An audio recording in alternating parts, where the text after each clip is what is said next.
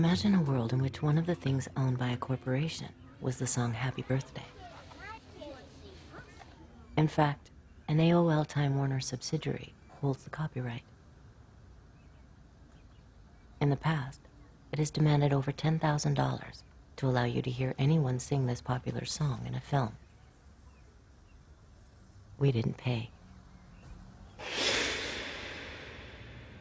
We preferred to use the money to fly our crew to Boston and Los Angeles to bring you the following story. 5, 4, 3, 2, 1. Off into space.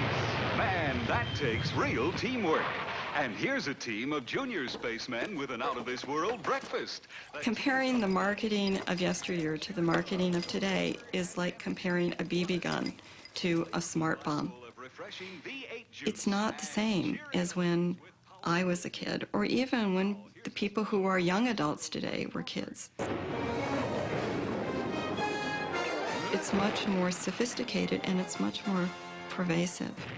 It's not that products themselves are bad or good. It's the notion of manipulating children into buying the products. In 1998, Western International Media, Century City, and Lieberman Research Worldwide conducted a study on nagging. We asked parents to keep a diary for 3 weeks and to record every time, you could imagine, every time their child nagged them for a product. We asked them to record when, where, and why. This study was not to help parents cope with nagging. It was to help corporations help children nag for their products more effectively. Anywhere from 20% to 40% of purchases would not have occurred unless the child had nagged their parents. That is, we found, for example, a quarter of all visits to theme parks wouldn't have occurred unless a child nagged their parents. 4 out of 10 visits to places like Chuck E. Cheese would not have occurred. And any parent would understand that. You know, when I think of Chuck E. Cheese, oh my goodness, it's noise. And there's so many kids. Why would I want to spend 2 hours there? But if the child nags enough, you're going to go. We saw the same thing with movies, with home video, with fast food. We do have to break through this barrier where they do tell us, or they say they don't like it when their kids nag. Well, that's just a general attitude that they possess. It doesn't mean that they necessarily act upon it 100% of the time. You can manipulate consumers into wanting and therefore buying your products. It's a game. Children are not little adults. Their minds aren't developed. And what's happening is that marketers are playing to their developmental vulnerabilities. The advertising that children are exposed to today is honed by psychologists. It's enhanced by media technology that nobody ever thought was possible. The more insight you have about the consumer, the more creative you'll be in your communication strategies. So if that takes a psychologist, yeah, we want one of those on staff. I'm not saying that it's wrong to make things for children. You know, and I also think it's important to distinguish between psychologists who work on products for children, who help, you know, toy corporations make toys that are developmentally appropriate. I think that's great. That's different from selling the toys directly to the children. The initiative is huge. I think in the U.S. we place about $12 billion of media time. So we'll put it on TV, we'll put it in print, we'll put it out in outdoor, we'll buy radio time. So we're the biggest buyers of advertising time and space in the U.S. and in the world. One family cannot combat an industry that spends $12 billion a year trying to get their children.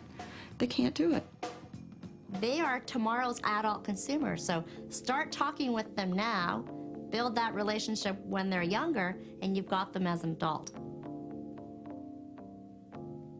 Somebody asked me, Lucy, is that ethical?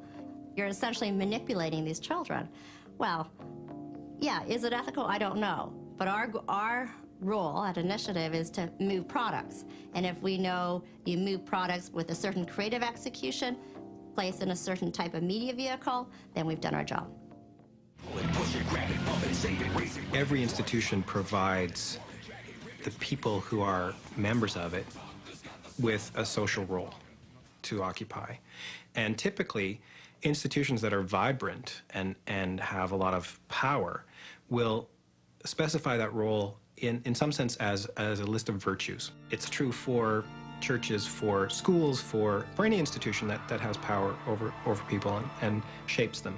One nation. The corporation, likewise, it provides us with a list of virtues, a kind of social role, which is the good consumer. Like the waters of a mighty ocean, people also represent a tremendous force, the understanding of which is of greatest importance to the American way of life.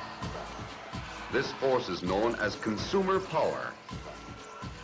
The goal for the corporations is to maximize profit and market share, and they also have a goal for their target, namely the population. They have to be turned into completely mindless consumers of goods that they do not want. You have to develop what are called created wants. So you have to create wants. You have to impose on people what's called a philosophy of futility. You have to focus them on the insignificant things of life, like fashionable consumption. I'm just basically quoting business literature, and it makes perfect sense. The ideal is to have individuals who are totally dissociated from one another, whose conception of themselves, the sense of value, is just how many created wants can I satisfy. These people are customers because they are willing to trade money for widgets. And all the customers take their widgets home to all parts of the country. Look at all that money the widget builder has taken in from the sale of his widgets. We have huge industries. Public relations industry is a monstrous industry. Advertising and so on is, which are designed from infancy to try to mold people into this desired pattern.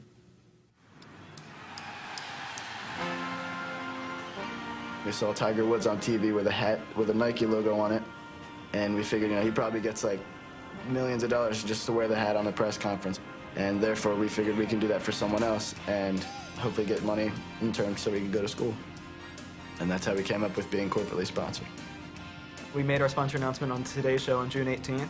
We're thrilled to be sponsored by First USA.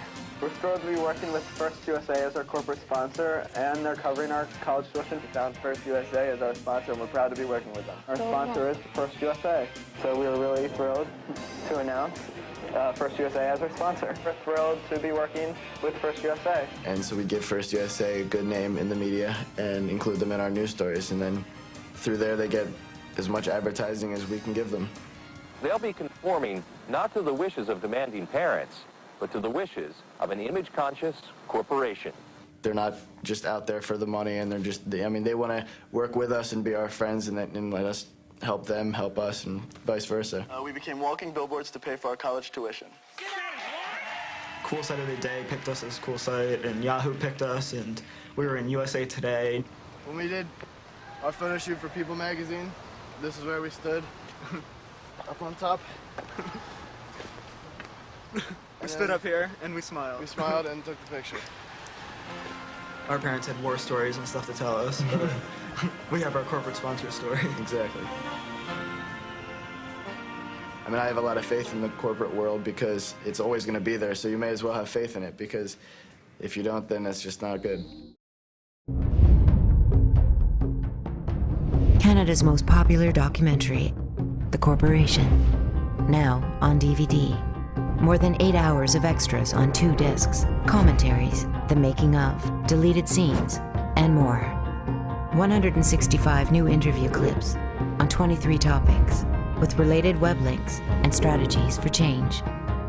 Special offers at thecorporation.com. May cause social change. World domination not included.